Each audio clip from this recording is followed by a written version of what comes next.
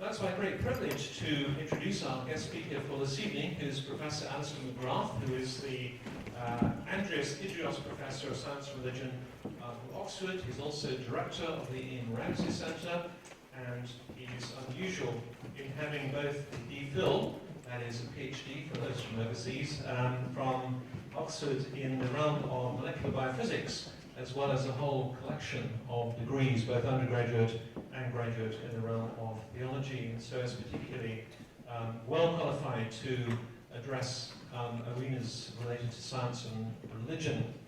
Professor McGrath has written also a huge number of books. I can't quite keep track. I should have checked the number with him beforehand, but I think it's up to about 25. Is that about right? Something like 25. They come out so quickly, nobody can really keep up. But we do have several of them on the bookstall. I'd like to mention a couple of them in particular. I hope you will buy Professor McGrath's books this evening. Darwinism and the Divine, Evolutionary Thought and Natural Theology is one I particularly like to recommend. And also a fairly recent book on a life of C.S. Lewis, also very thoroughly recommended, and there's some others as well. I mentioned, by the way, to those of you who are here as delegates to the workshop, we won't be having any kind of bookstall over the weekend, so if you do want to take advantage of the bookstall, tonight is the time to do it. So we're delighted to have Professor McGrath here, and also to see how incredibly well qualified he is to address our topic this evening, which is Darwin, Dawkins and the Divine, why is biology at the heart of the new atheism. So thank you very much, Professor McGrath.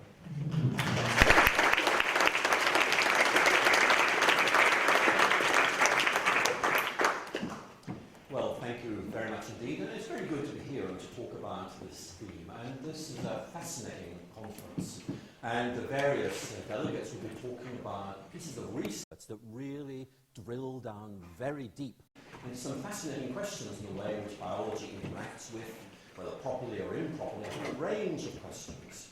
And that's a treat that lies ahead. What I want to do in this opening lecture is almost to stand back and to try and survey some of the issues, to try and flag up things that I think are interesting and important, things, of course, that will be followed through in more depth during the weekend. But you know, you have to begin a conversation somewhere, and I think we need to start just by surveying the field a little bit. I guess it always helps just to tell stories. So I'll just tell the story of how I got interested in the interaction of science and religion.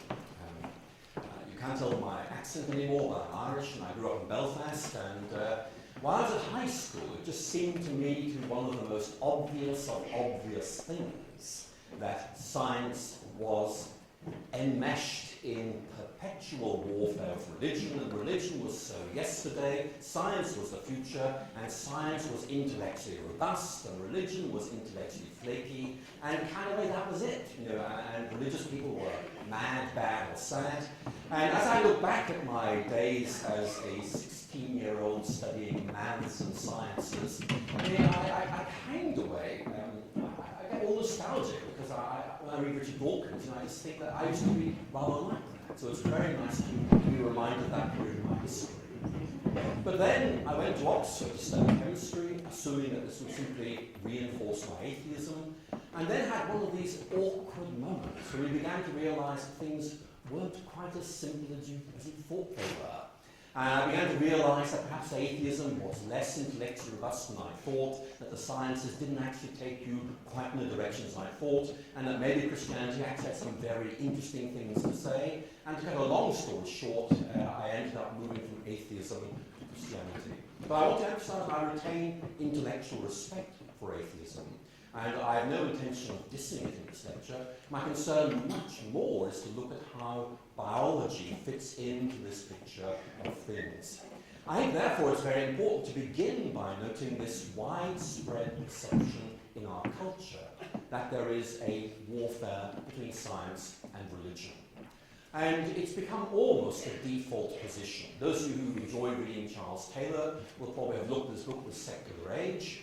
And Taylor there makes what I think is a very important point. He says, look, in our culture, in Western culture, certain cultural narratives assume a certain authority through endless repetition, and that authority is so great that actually to challenge those narratives is almost seen as a mark of insanity, or at least not being completely rational in terms of our culture would accept. I think this narrative has actually, until quite recently, achieved dominance. It is now, I think, being eroded, but I think there are some things there that we need to be aware of. That in many ways, any discussion about the relation of science and religion, I think particularly the relation of biology and religion, is kind of moulded by this cultural expectation which sets the backdrop against which this whole thing is set. And I do want to emphasize that for years now, historians of science have been saying it's not like this. There's a very complex interaction of science and religion. It's neither uniformly positive nor uniformly negative. It's complicated. And therefore it does not make an easy story to tell. I think that's one of the reasons why perhaps the older narrative persists. It has this virtue of simplicity, but it doesn't actually correspond very well with what scholarship is now telling us. And I'm hopeful that we'll be able to move on further in the years to come. Because simply it's very, very difficult to sustain this narrative in any meaningful way. Basically, there is no doubt there have been times when science and religion have been in conflict, and no doubt there are times when science and religion actually have been synergistic, they've been working together. And it's difficult for that complicated picture to come across. I think the real question I want to explore this evening is why it is that biology, of all the sciences, why is it that biology has come to be, if I can put it like this, the focus of the new atheism? And I want to make the point that there is, of course, a generalized issue here about science in general terms versus religion in general terms, but nevertheless it does seem that biology plays a particularly important role here. And again, many of you here today will have read Richard Dawkins' book, The God Delusion, or indeed Daniel Dennett's book, Breaking the Spell, and in both of those, biology plays quite a key role. So why might this be? Why not physics? It's a perfectly reasonable question, and I think it's very important to make the point that actually physics raises some awkward questions. One of the media narratives of our age, I think does need to be just looked at a little bit more closely, is that science is progressing in ways which uniformly erode religious belief. And again, that is something that needs to be thought about and talked about, because it's not that simple at all. And I want you to imagine we were having this conference 100 years ago, and we were talking about, physics and religious faith. And the consensus amongst physicists of those days would have been that the universe was, well, it's always been here. That religious language about creation doesn't really make any sense at all. And we need to appreciate that actually things have changed quite a lot during the last century. And I have no intention of talking through the history of this, but in general terms, you will all know that this whole idea of the Big Bang, as we now call it, has gained momentum inexorably since the Second World War, and it invites us to ask of the universe coming into existence. And it raises some very deep and very counterintuitive questions, like, if the universe is expanding, well, what does it expand into? That kind of question, which leaves most of us struggling, but nevertheless is a question that is raised by that.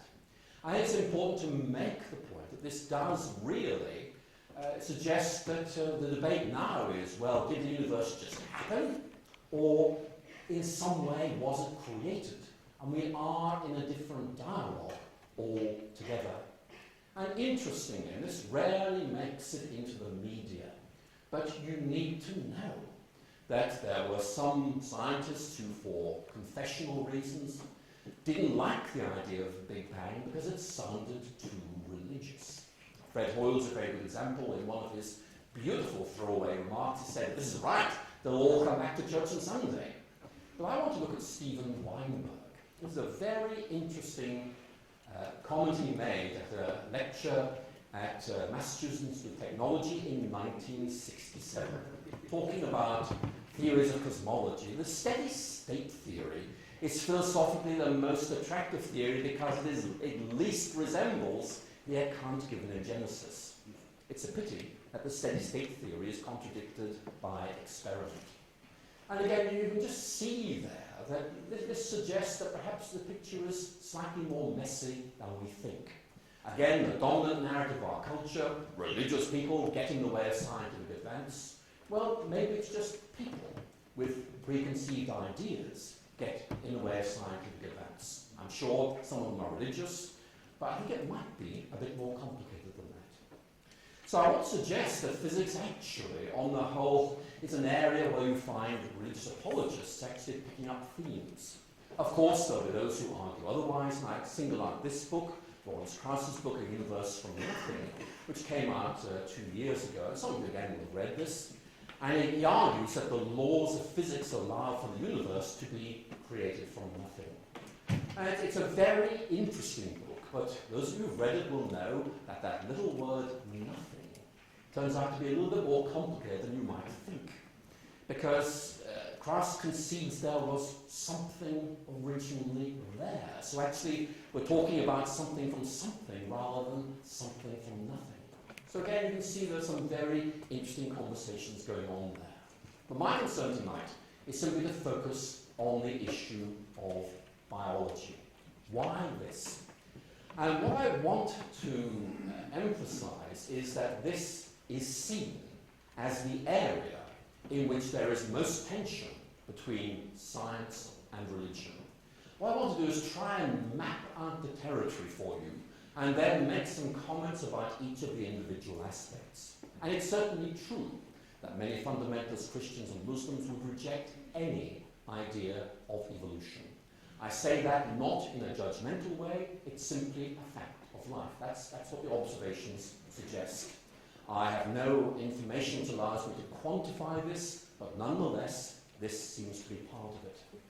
And I think that there is a growing interest in a discussion which, if I can put it like this, it concerns two different groups of scientists. One are those who are scientists who believe that the world will be a better place without religion, and therefore see evolution as a weapon against religion to be used to make the world a better place. Then there's a second, and I would want to suggest a rather large group of scientists who say, look, what we really want to do is get people to accept the theory of evolution, and therefore saying that the theory of evolution is anti-religious actually isn't going to help.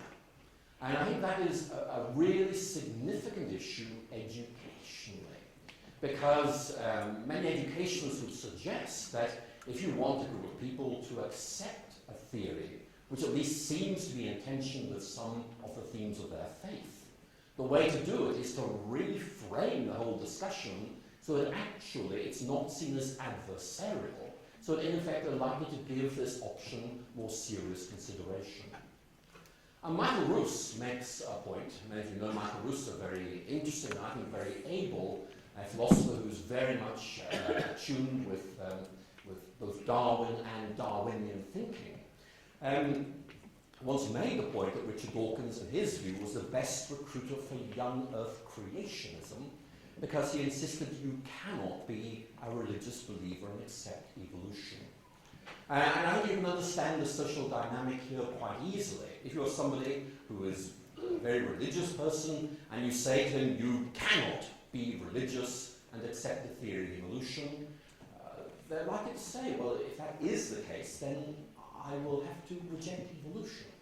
But what I want to suggest in the rest of this lecture is it's just not like that at all. But the issue of presentation is very significant, and there are educationalists in this audience who could speak about this better than I could, but it is something that we need to bear in mind. What I want to do in this lecture is to focus on 5 issues, 5 assertions, if you like, which frame our discussion. And many of these will be explored in much greater detail by presenters over the weekend.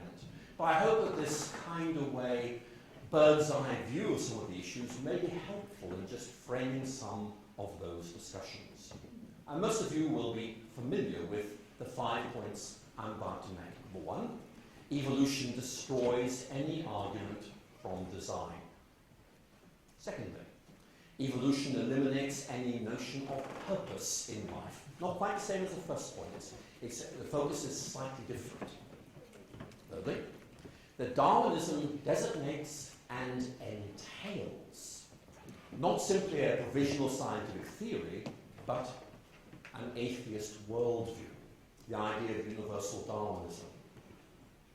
Fourthly, that Darwin is to be seen as an atheist hero who stands as a historical turning point.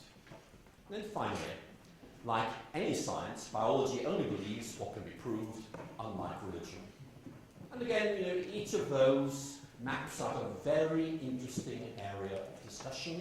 And what I want to do, if I may, just begin to map them out and interact with them a little bit to give you a taster of some of the discussions you'll be having, but above all, I think, just to provide a generalized framework for some of the very detailed work that'll be going on over the weekend.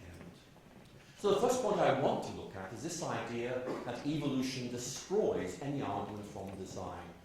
And in my view, the most eloquent and best framed version of this argument is to be found in Richard Dawkins' book, The Blind Watchmaker, which came out in 1986. And I would say that's a canonical statement of this particular approach. And as many of you will know, this is a book which engages in dialogue with a very significant figure who isn't well known on the popular stage. And this is William Paley, whose book Natural Theology, which came out in 1802, develops this idea that the complexity, the design of the biological world is so impressive that there is no way this could have happened by accident. It has to have happened by design. And it was a very influential work. It created a lot of expectations. And indeed, as again many of you will know, Darwin felt it important to engage with Paley because Paley had set the terms of the popular debate.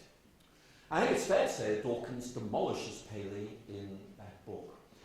He is very respectful towards Paley. He in effect says, look, Paley really beautifully describes the intricacy of the biological world. And that's, the language of description is right and beautiful. It's what Paley does with it that in effect goes wrong. And Dawkins' argument is basically that what Darwin tells us provides a far more economical and far more explanatory, satisfactory way of looking at things than Paley. And I think that Dawkins does make some very important points, and I think actually that Paley basically deserves to be critiqued. But I do want to just say a few more things on that, because again, it's not quite that simple. I want to raise the question as to whether demolishing Paley also demolishes arguments from design. Now, the reason I raise this is because Paley wrote that very famous book in 1802, and it is actually one of those books which rehashes earlier publications, many of them going back to the late 17th century. In other words, what Paley is doing is reproducing ideas that are already rather out of date. And the point I'm going to emphasize here is that actually by about 1850, most thinking Christians in the United Kingdom had simply moved away from Paley altogether. And there were a number of reasons for this. One of them is religious. John Henry Newman, one of the best-known religious writers of the 19th century, many would now say he is the best English religious writer of the 19th century, in effect saw Paley as a complete liability. He argued that someone who read Paley is much more likely to end up with being an atheist than being a Christian believer, because the arguments are A, not very convincing, and B, they are purely rational rather than imaginative. They destroy any sense of excitement about the Christian faith. So I think we need to make the point that actually Paley is developing one approach which I think needed to be critiqued, but there are others which need to be retrieved. I'm going to mention one, because this is something which deserves a lecture itself, but I'll mention very briefly Augustine of Hippo, one of Christianity's most significant theologians, writing in the year 401. In other words, there's no sense that Augustine is saying, oh, there's this theory of evolution, I've got to kind of adapt to it. It's much more, this is what I think, here it is. And Augustine argues, as he reads the book of Genesis, what he sees is a way of thinking about the universe, which in fact begins with a primordial act of creation, and then with a process of, use the word, development, in which some of the potentialities innate in the newly created order begin to develop, to solidify, to become more complex. Now, this isn't post my lecture, but you can see how that could easily be mapped onto contemporary scientific thinking, I think, to quite good effect. And the point I want to make simply is that arguments from design are complex, they are rich, and certainly I would agree that some of them are damaged by what theory of evolution tells us, but there are others which actually are given strength instead. That's a conversation I think that needs to be had. Secondly, we find this argument that evolution eliminates any notion of purpose in life. And this is a quote from Richard Dawkins' book, River Out of Eden. And it's a very, very crisp and concise and well-focused statement of this basic idea. The universe we observe has precisely the properties we'd expect. If there is at bottom no design, no purpose, no evil, no good, nothing but blind, pitiless indifference. And that, I think, is a very well-known quotation, and it sums up, I think, this concern really very well. So the issue would be, is this actually the case? And I think that it's certainly something that we really need to talk about. If Dawkins were right, then good, evil, purpose are not things we can read off from nature. They're not actually there. But of course we could invent these ideas for purposes of consolation or minimizing damage or something like that. But I want to suggest that maybe we need to look at this in more detail. I want to look, if I may, at Thomas Huxley, famously known as Darwin's bulldog, who spent a lot of time reflecting on the broader implications of Darwin's theory. And he gave a very interesting lecture marking the 25th anniversary of the publication of The Origin of Species, in which in effect he teased out the broader philosophical and metaphysical implications of what Darwin was saying. And the interesting point is, look, he says that there are some who say Darwin destroys any notion of purpose in life, any notion of teleology as commonly understood. But then he says, but I do not think this is right. And he makes the point that maybe there is something deeper going on inside the cosmos. That actually we have to set aside maybe one popular form of teleology, but there might be other ways of thinking about teleology. And he uses this very interesting phrase, a deeper teleology, which he says is grounded in the nature of the chemical elements themselves. Now, he doesn't expand on that. The point he's trying to make is that it seems that these chemical elements have certain intrinsic properties which allow things to happen. And you might argue there's almost like an anticipation of what we might now call anthropic thinking. But it is, I think, a very interesting point. And also, we do need to ask whether purpose is, in any case, entirely eliminated from biology by evolutionary thinking. And Ernst Mayr and Francisco Ayala both talk about this in their writings on the philosophy of biology. And they simply make the point that biology cannot avoid talking about teleology. In other words, there's a sense of purpose built into what a lot of organisms seem to be doing. There is, he says, both of these men say, a very legitimate debate about whether this is simply an intrinsic teleology within the process, or whether it's something that is imposed from outside. But it's actually more complex than might seem to be the case. Then we move on to the next point. Some would argue that Darwinism is an atheist worldview, not simply a provisional scientific theory.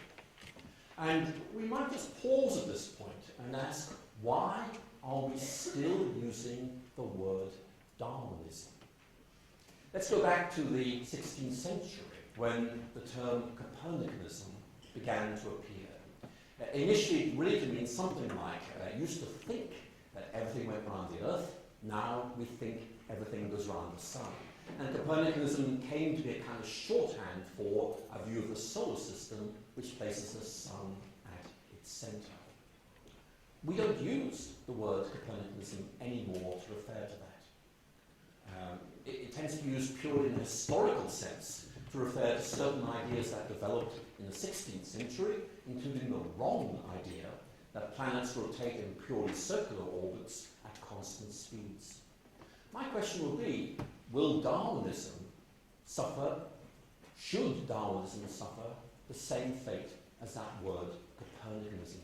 Why are we attaching such weight to the founder of a theory when the theory arguably has moved on? That's a very interesting question.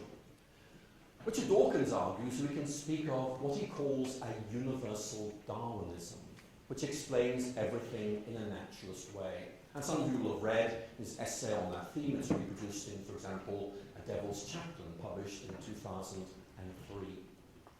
There is no need to invoke God in any attempt to explain the world or anything within it. Indeed, God is conspicuously absent from a Darwinian way of thinking. And to accept Darwinism as a scientific theory, some would argue, is implicitly to accept Darwinism as an atheist worldview. Now that, I think, is a difficult transition to make. I think many would want to raise questions about that.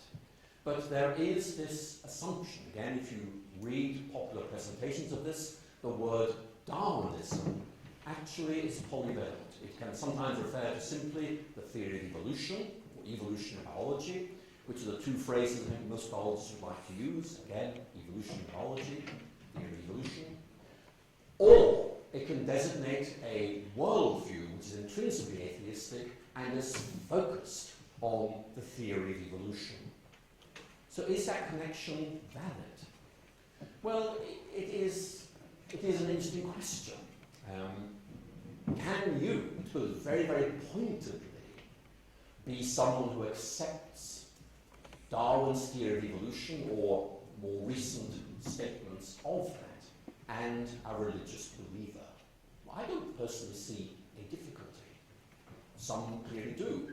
But the point I want to make is that this metaphor becomes a controlling metaphor which actually leads you to interpreting the debate in a very specific and, in my view, very unhelpful way. I'll focus, if I may, on a very interesting phrase that Richard Dawkins uses in his book, The God Delusion, when he's talking about Michael Ruse. And Michael Ruse, I mentioned earlier, talks about this issue, can you be, in his case, a Christian and a believer in evolution? And his answer is, yes, you can. There's some negotiation needs to be done, but you can't really see a fundamental problem. Now, if you are locked into a way of thinking which is about the warfare of science and religion, then that clearly means you approach that in a specific way. And Dawkins talks about the Neville Chamberlain School of Evolutionary Biology. Let me remind you who Neville Chamberlain was. This is a guy who tried to stop hostilities in Europe by going to Hitler and, in effect, doing deals which earned him the title of someone who appeased Adolf Hitler. And I have to say I find this unhelpful and extravagant, and I think a little bit misleading. I mean, there's no question of someone who believes in Christianity and also believes that evolution is the best way of explaining things, appeasing anything or anyone other than trying to think straight and make sense of a very complex picture. But if you are locked into this controlling worldview, science and religion locked in mortal conflict, then inevitably you're going to end up using the language of an appeaser or even a traitor for someone who believes you can have a foot in both camps.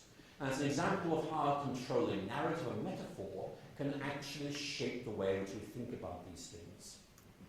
And there's several points I think that might be made in just thinking about this in more detail. I think the first is a very obvious point, namely that you cannot build a worldview on a provisional scientific theory. Now, let me just leave that phrase, provisional scientific theory, in your minds. Some people will say that Darwinism designates a fact. And I know what you mean when you say that.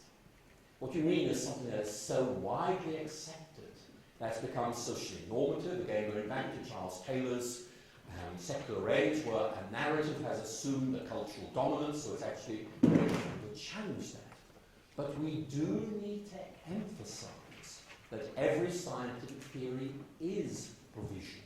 That is to say, at the moment, this seems to be the best way of making sense of the evidence that we have, and therefore we buy into it, but more evidence may come along which require us to change this in due course. You all know about radical theory change in science. Think of Karl Popper's book, Personal Knowledge, which simply makes the point, scientists believe many things to be true. They also know some of their theories will need to be modified or even abandoned. The difficulty Popper points out is you're not quite sure which one it is. So there's an issue there, I think, that we need to look at. This is a point Richard Dawkins makes in his book, A Devil's Chaplain. And I think that it is exactly right. That it concedes that this is the way we see things at the moment, and there are very good reasons for thinking this, but we must acknowledge the possibility, and I actually probably want to underline the word possibility, that new facts may come to light which will force our successive 21st century to abandon Darwinism or modify it beyond recognition. And that's always there in the background. That in effect, this is the way we see things now, but we recognize that we may need to change this in years to come. Another example, what I made earlier, cosmology. 100 years ago, universe always around. Today, universe came into being. That's quite a radical change. And it is, I think, an important point to make. Another point that very often dominates this narrative is our fourth issue, that Darwin is very often portrayed as an atheist hero who stands at an historical turning point. The media coverage of the Darwin anniversary 2009 just very often assumed as axiomatic, Darwin versus religion. That might have come as a surprise to Darwin, I have to say. And it's very neatly summarised in that little icon I put on the screen. For those of you who don't understand it, who want it to be decoded, this in effect is a reworking of the Christian fish symbol. Christian fish symbol, Greek word ichthus, is a kind of a summary of Jesus Christ, Son of God, Saviour. And it's reworked here as a fish with Darwin in the middle, and as you can see, the fish is in the process of evolving. So it's a kind of iconic statement of Darwin as a critique of, in this case, Christianity. And again, there are some who are trying, in effect, to have a Darwin Day established, not simply as a way of remembering Darwin, that is, as a way of also kind of way of developing a rather aggressive anti-religious agenda based on the back of it. And again, we need to look at this. Dawkins certainly sees Darwin in this way. Be an intellectually fulfilled atheist after Darwin, and that may be true, but Darwin himself needs to be brought into this. And this is where I think the massive amount of historical research on Darwin needs to hit the public at large. Darwin didn't see his own theory as overthrowing or even being inconsistent with religious faith. Now, it may be later Darwinians think that this is the case, but Darwin didn't. I think we need to just accentuate this a little bit, that Darwin's own religious views are known to have been rather complex, not atheist. I think that there are points where he clearly seems to be registering what we might call agnostic views. There are others where he registers views which are Christian but not orthodox Christianity. But I think the real issue is simply this bigger question, which is irrespective of what Darwin's own religious views were. What did he think those who held conventional religious views would have made of his theory of natural selection? And the answer is he did not see why people with conventional religious views should have difficulties with his theory. Now, I think what you would have to do is to say, well, this is actually Darwin developing a strategy to maximize the acceptability of his theory by deliberately and perhaps rather dishonestly playing down its allegedly anti-religious aspects. But you know, that's us looking back on it. When you look at the reaction to Darwin's Origin of Species, I mean, yes, there was some religious criticism. There was also a lot of religious affirmation, which is very often selectively thought about.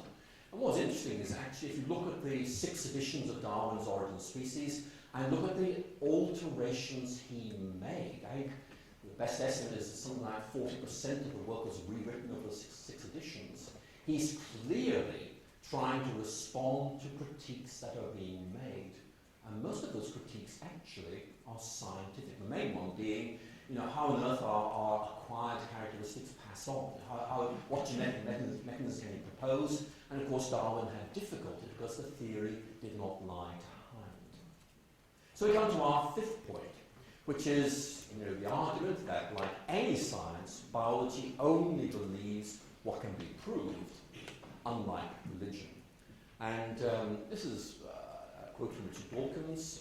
You may ask, why am I quoting Dawkins so much? It's because he is a beautiful writer, and he is by far the most eloquent expresser of this kind of opinion. There are others, but I think Dawkins is the one who stands out as being worth quoting on these occasions. He writes, "Faith is the great cop-out, the great excuse to evade the need to think and evaluate evidence. Faith is belief in spite of, even perhaps because of, the lack of evidence. Faith is not allowed to justify itself by argument." So there's this feeling that religion is averse to any evidential engagement, and that while this is true, while sciences in general are characterized by the virtue of being open to evidential engagement, it's biology which focuses this with particular clarity. And Dawkins makes this point, I think, very clearly in his book, The Selfish Gene, published in 1976. I think it's his best book. He writes, "What, after all, is faith? It's a state of mind that leads people to believe something, it doesn't matter what, in the total absence of supporting evidence. If there were good supporting evidence, then faith would be superfluous, for the evidence would compel us to believe it anyway." I think that's a very lucid presentation of that point. But I do want to ask whether that actually is the case. I want to emphasize that one of the things that drew me to science in the first place, and still remains one of the reasons why I think science is so great, is that in effect it forces us to engage with evidence. But the engagement isn't that simple. And there are multiple occasions, as many of you this afternoon will know, where in fact you're confronted with a body of evidence, with a series of observations which is open to multiple interpretations.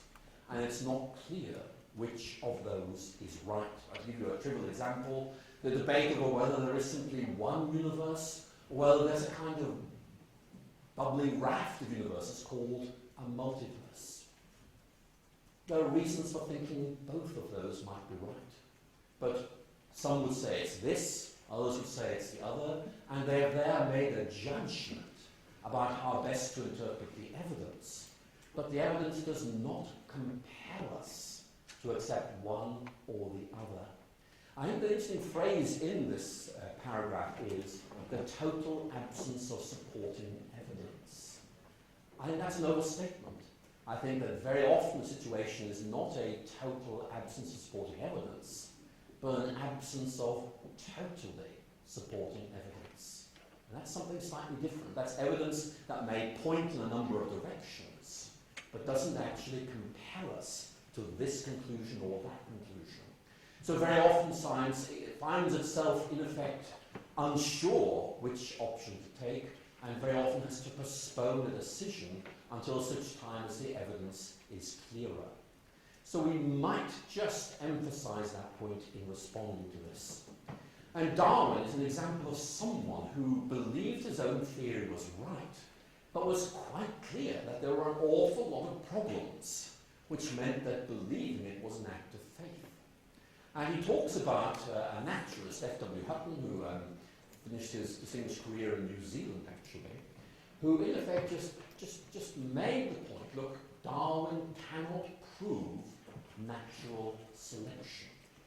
And Darwin just said, look, he's right. Let's listen, this isn't what he says, and you'll see the point. Hutton is one of the very few who see that this change of species cannot be directly proved, and that the doctrine must sink or swim according as it groups and explains phenomena. It's really curious how few judge it in this way, which is clearly the right way. And what Darwin is really saying there is that critical phrase, grouping and explaining phenomena. In other words, does it give you a way of making sense of what is observed, even if there are anomalies or things we don't fully understand?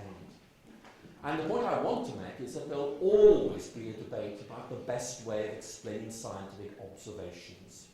And that the whole issue of inference to the best explanation, which is the dominant philosophy in philosophy of science at the moment, and of course Peter Lipton here at Cambridge, until his sad death a few years back, was a very eloquent exponent of this, simply makes the point, that you infer that here are a number of explanations for this, and you make a judgment as to which of those might be the best explanation based on elegance, simplicity, fecundity, comprehensiveness. But very often you find that there is a competition between two rival views, which each might seem to have some claim to this. And again, that whole idea of grouping and explaining is, I think, very interesting.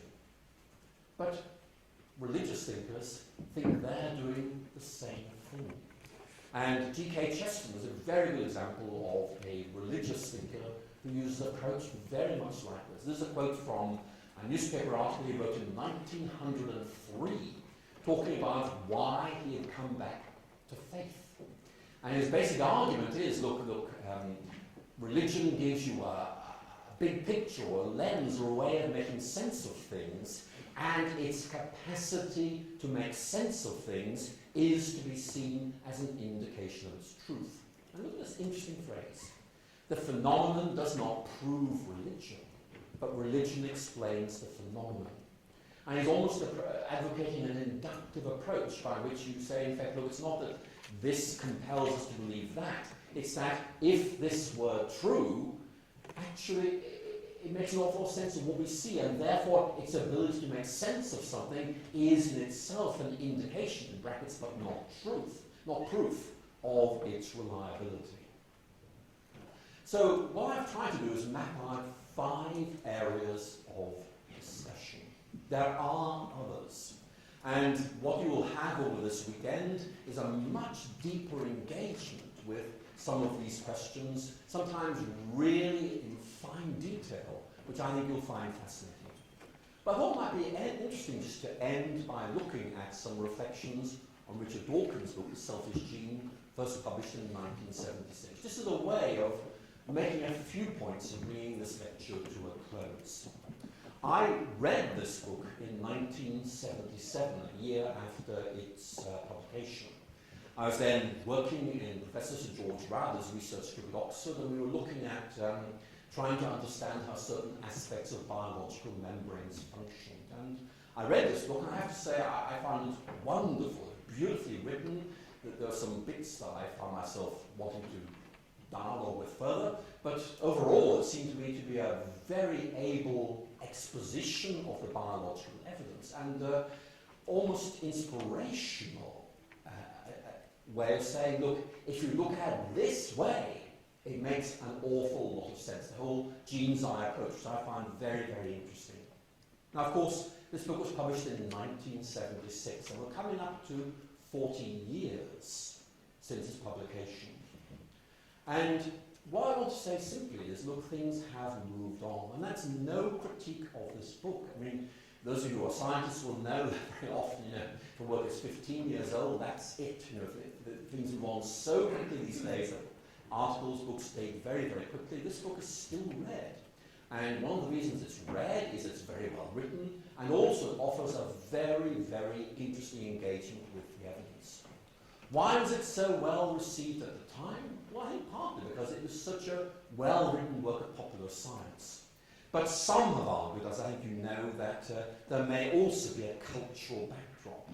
Some writers have argued that this whole idea of genes inclining us to be selfish, however you understand that, actually resonate quite well with the political and economic fads of this particular period. But certainly it was a book that was taken very, very seriously, and I have no difficulty understanding why was the case.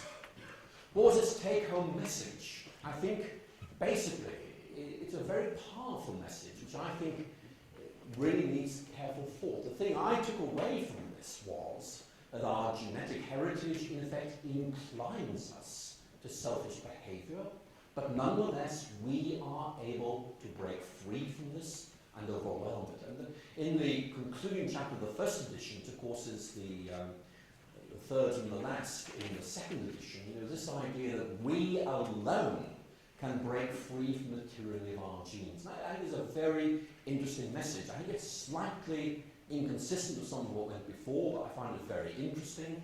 And of course it does raise this question of what motivates us to do this and how we're actually able to do this. And you can link that in, I think, very easily if you're a Christian with the idea of original sin and redemption, which gives you a very important point of contact for further discussion.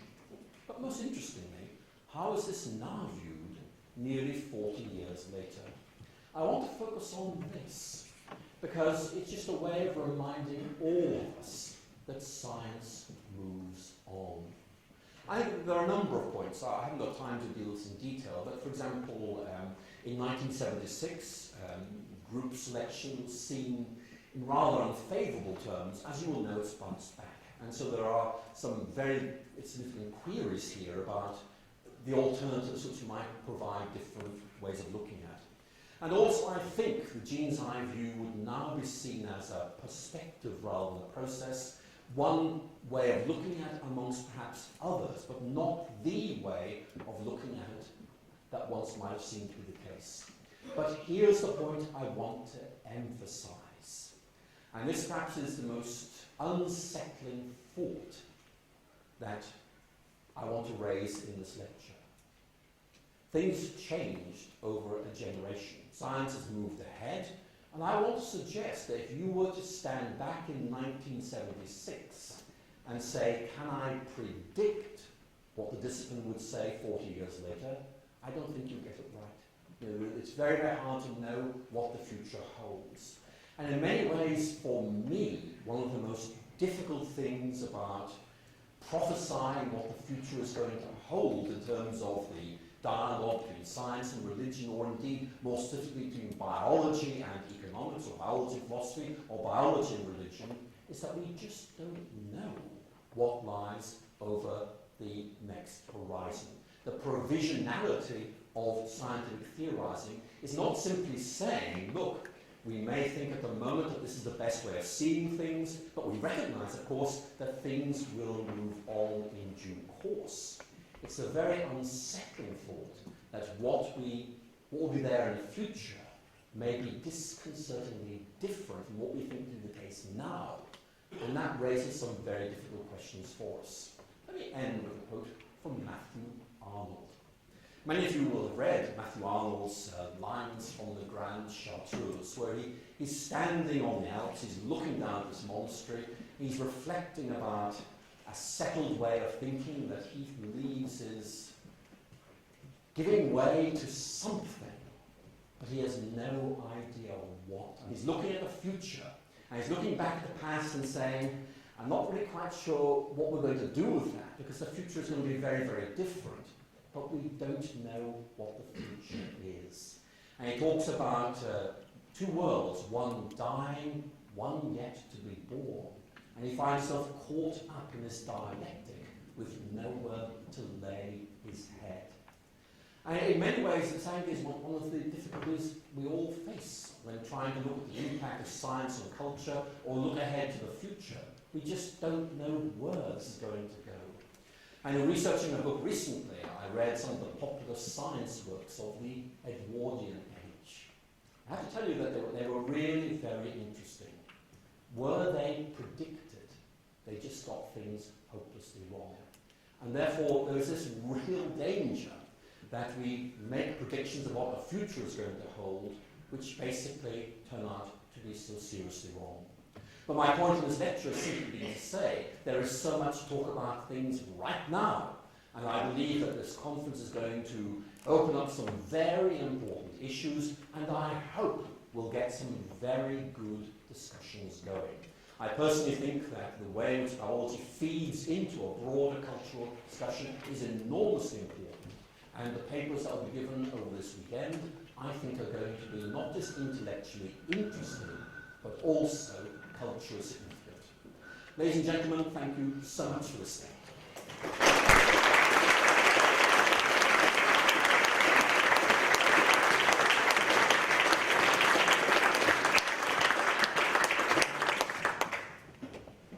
Thank you very much indeed. We do have reasonable time now for questions. If you can raise your hand, we have only one microphone, I'm afraid, and we will be bringing that around. So let's start at this time. We'll start right now. Thank you. Well, thank you for such a clear and concise exposition of a very complex area. You seem to be a man who's been confused in his time, because, as I used to tell my students, if you're not confused, you don't understand the problem.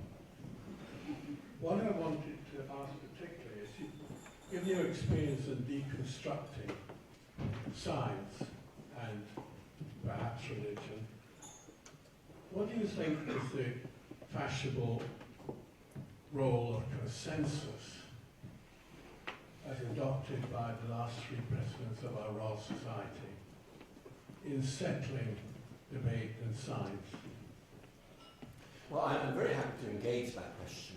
I prefer not to engage specifically with anyone, if I may. Just stand back and offer some thoughts, because I think that might be a more helpful way. And also, I'm terrified of misrepresenting something. So I'm very happy to talk about this. I think that there is this idea that the scientific community is able to have a sort of colloquy by which a consensus will emerge, which actually is closer to the truth than might otherwise be the case.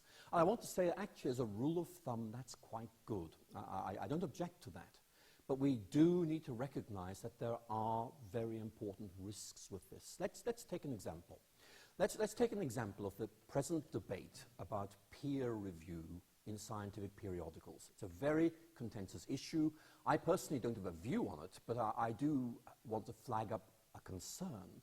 And this is that very often, a sort of consensus emerges, which in effect imposes itself on scientific journals, so that the very research which might actually move the field on by opening up new paradigms actually either is overlooked or perhaps suppressed because it doesn't fit with the prevailing consensus.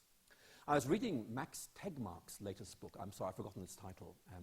But it's a very good discussion of mathematics. And he's talking about his own situation. And he was saying how actually he was developing some ideas which were not going to be well received at all. But nevertheless, he felt they had to be published. So in effect, he waited till tenure was secure, and then they were published. And I could understand that psychologically, but I just felt deeply sad he had to do that in the first place. I think there is this real difficulty that sometimes what seems to be a maverick paper or a maverick piece of research actually is the one that breaks the old paradigm, and it needed to be broken, and we need to move on. So I think we have to find a way of saying that consensuses often arise for very good reasons. This is actually the best way of seeing things. But every now and then there may be a time when perhaps we do need to move on.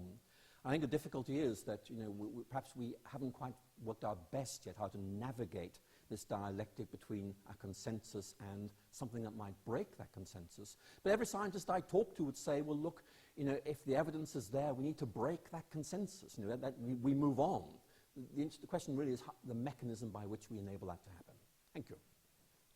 Let's stick over this side as the microphone's over that side. If anybody, I think there's a question right in the middle. Yes, of course, in there. I can see it. Thanks.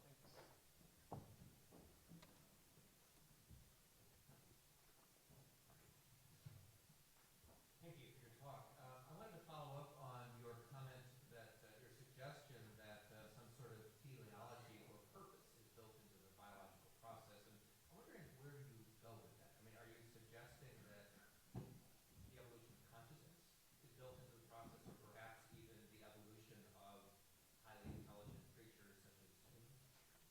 I'm not really going very far with it. I'm just flagging it up and saying, what do we do with this? It's there.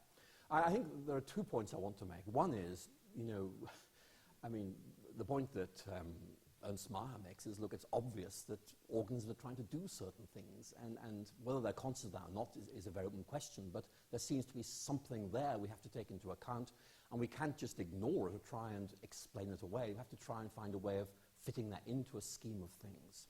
But let me be much more controversial, because I'm sure Dennis would prefer it if I were. I mean, supposing we look at the very contested area of human evolution, okay, which is a very, very difficult area. Is a Darwinian model adequate to explain that?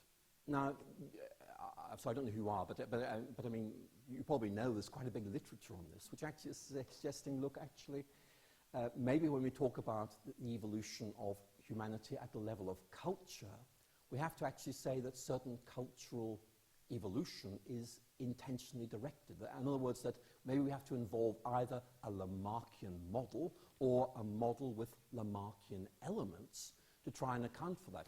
If you want to give an example, I mean, think of the Renaissance. I mean, the Renaissance was a deliberate reappropriation of an earlier period's way of thinking because it was thought this might actually be good for us. And it wasn't really accidental. I mean, you can say that maybe you can argue for competition, for a whole differential calculus of survival in relation to this, but it is actually a bit more complicated. And so that I think is a very interesting debate to follow. Now, the reason I'm not saying any more on that is because I'm following the debate and registering it, but I just feel overwhelmed by its complexity and have to satisfy myself with noting these very important points of discussion and leaving others to make the adjudications. But those discussions are there. Thank you. And let's say also for the delegates of the workshop that Simon Conway-Morris will surely be revisiting that topic later on this weekend. Thank you. So that was a question, by the way, from National Public Radio, Wisconsin-Madison. I didn't know that. So anybody else on that side? So yes. Okay, thank you. Thanks. I was puzzled when you said you can't build a worldview, on traditional theory. I mean, people can build worldviews out of anything. They're not trying to structure it. They're not skyscrapers. They're much more like capitalists. All kinds of stuff gets built into them.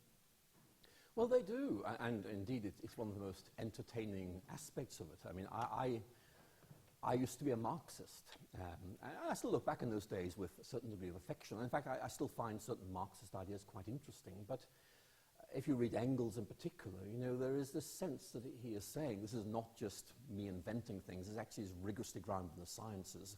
I mean, when you look more closely, you begin to have very serious doubts about that, but you're quite right. I mean, people base worldviews on the strangest of things. I think the point I was trying to make is you shouldn't do this. I mean, you're absolutely right, it happens all the time.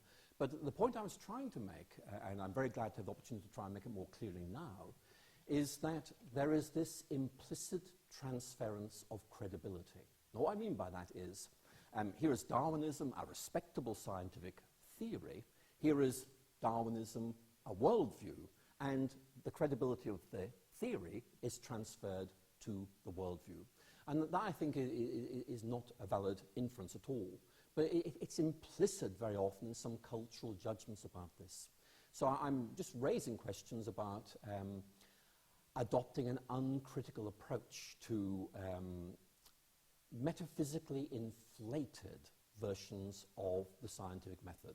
I'm trying to say that science is at its purest when it's at its simplest.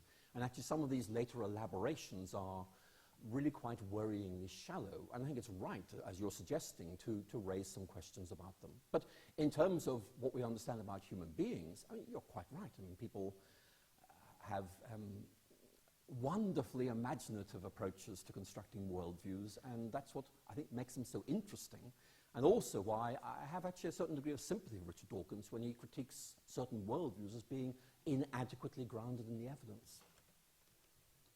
Question up there, thank you. Yes. So I'm really concerned when you're raising this thing of saying you need to keep an open mind about all of this stuff and be aware that maybe a lot of scientists have a metaphysical viewpoint. But it seems that you're confusing quite a bit of metaphysics in what you're saying as well. Because that's our teleology. What Ayala and Mayer are saying, their sense of teleology that an animal wants to do something, has nothing to do with the idea that the universe has purpose. It's a completely different concept. That's right. Meyer makes the point. So to raise it and say, well, we have to have a discussion about teleology is slightly different. Well, let me, if I may. You also say about a big question about what you're saying phenomena. We have an idea about how we can explain biological phenomena using evidence. But I don't see why, so while I was asking, do you have an example of phenomena that we observe in the world that you explain with an article of religion, article of faith, rather than scientific evidence? Because that seems to be where the leader is that tradition. Let's take those 2 points, if I may. Turning to the first of them, first of all, Meyer distinguishes 4 senses of teleology. And one of them is, of course, a sort of philosophically or theologically imposed teleology. And he rejects that. I think that's absolutely right. But what he's concerned about, and this is the point I was making, again, if I didn't make it clearly enough, I'm very glad to make it clear now, is that there has been this tendency to say no to teleology as a blanket concept because of one specific notion of teleology. And what Meyer is saying is, look, actually the word is richer than that, it's more complex than that, and we need to bring it back in. And that was the point I was making, that really that what we are talking about is not necessarily an imposed teleology, but a discerned intrinsic teleology. And that seems to me to be quite important because it does give a new currency to the idea of some sort of purpose being linked with that within the biological order. Now, on your question there, can I invoke a sort of religious way of explaining something? Well, again, what I could do quite simply is to say might be in competition with or actually in collaboration with scientific ways of thinking. And of course, if you adopt a critical realist a very simple example, which I touched on earlier in this, I mean, there is this debate of what on earth it means to talk about the universe coming in. You might say that a religious doctrine of creation might offer one level of explanation of that. Now, you might say, well, that's open to critique. We don't really understand it at all. And if you come at this with an existing religious way of thinking, you say, actually, that fits in very well. So what you see proves that religion is right. It is that religion gives you a lens or a big picture, a way of seeing, a way that actually enables you to make sense of things. And that's the kind of point I was trying to introduce into our discussion. Thank you.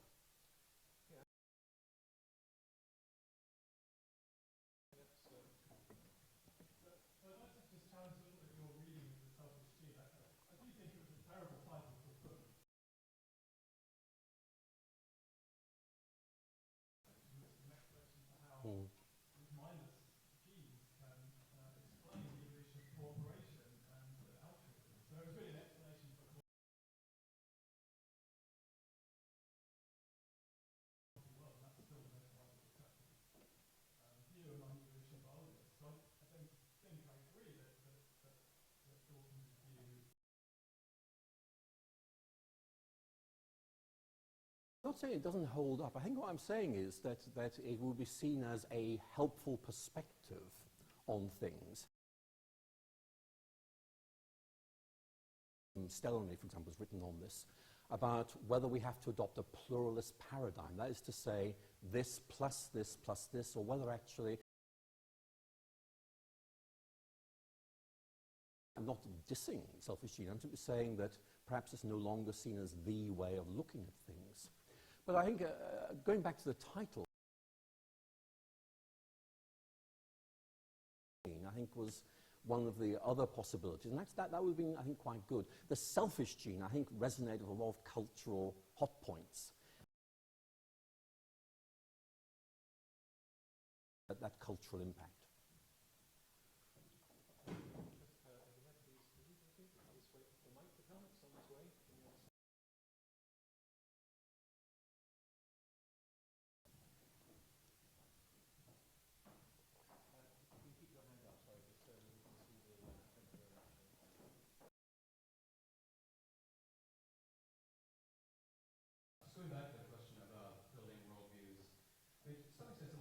Taylor would say the best of our knowledge is provisional, right? His idea of a best account that he builds on,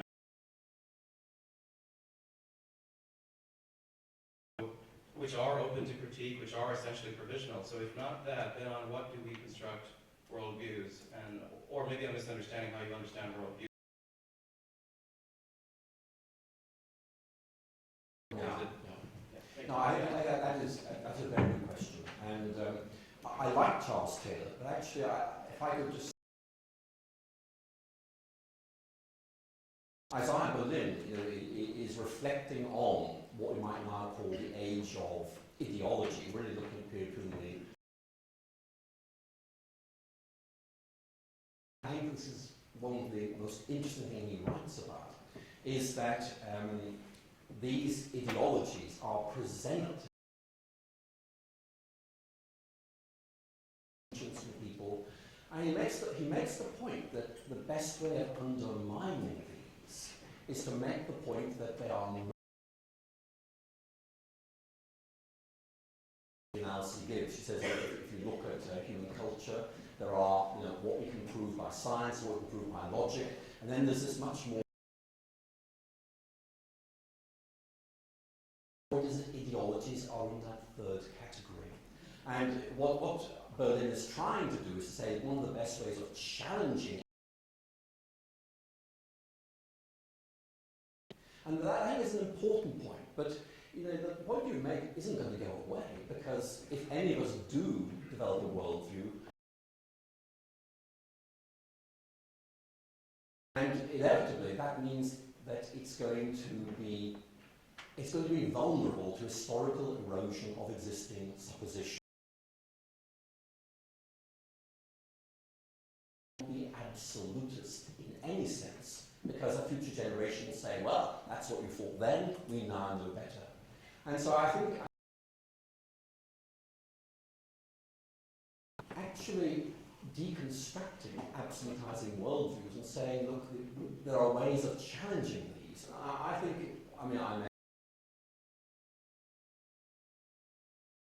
I'm glad to have these tools which allow me to say maybe there are some things we can say to challenge these.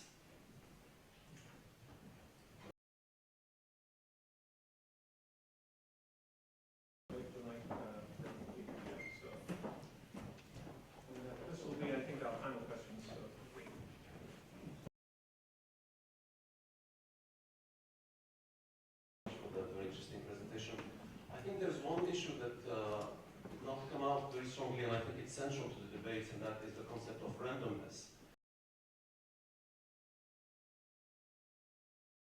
Discourse, etc., is built on the idea that evolution is random, and there's this whole debate, and Dennis mentioned Simon Conway-Morris. But I think my scientists who lean toward the Stephen Jay Gould, you read on the tape, you don't get the same stuff. And there is a small minority that will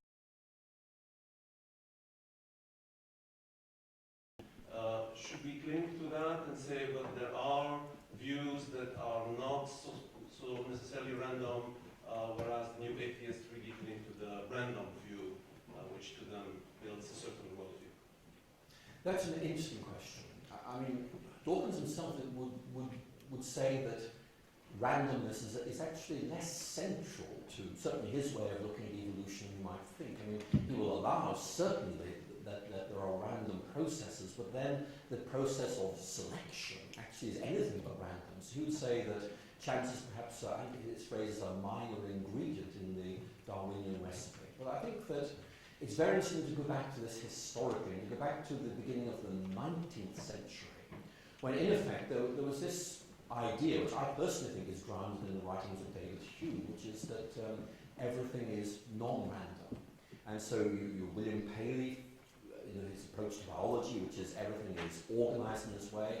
And you also have the whole classical thermodynamics, again, it is about these things. As you go towards the end of the 19th century, you have this growing recognition of the importance of random processes, both in Darwinism, but also I think in thermodynamics as well. And I think that the question really is, how do we hold together the idea of randomness and ensuing order from that randomness?